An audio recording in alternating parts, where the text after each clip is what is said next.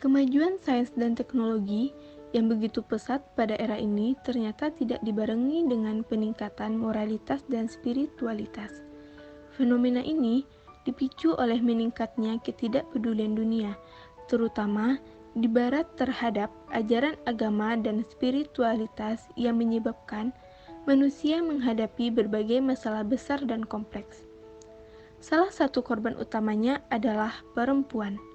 Perempuan menjadi komoditas industri di saat kaum feminis dengan lantang menyuarakan kesetaraan gender.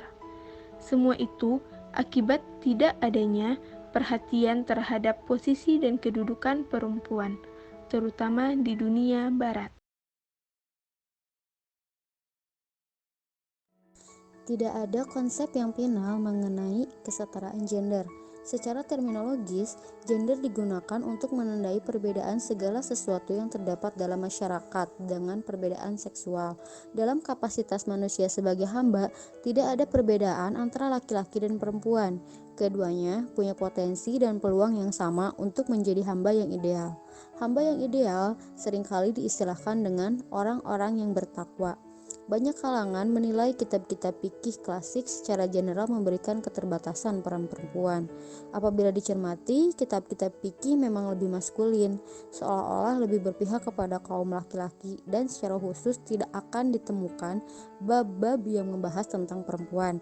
Dalam wacana kritik hukum Islam, terdapat 3 golongan pandangan gender dalam perspektif hukum Islam, di antaranya aliran konservatif, liberal, dan aliran kolaborasi. Konsep kesetaraan gender yang berkembang di masyarakat sangat-sangat beragam. Banyak masyarakat yang memandang bahwa kesetaraan gender hanya mengacu pada perkembangan potensi kaum perempuan saja. Kaum perempuan dipandang mampu menyaingi kedudukan kaum laki-laki dalam berbagai aspek kehidupan di masyarakat.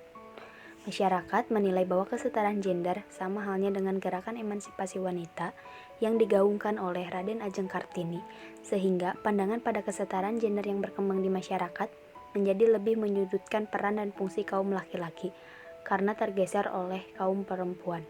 Berdasarkan hasil voting dan survei melalui media sosial dan wawancara singkat, mayoritas responden menanggapi bahwa yang dimaksudkan dengan kesetaraan bukan berarti sama.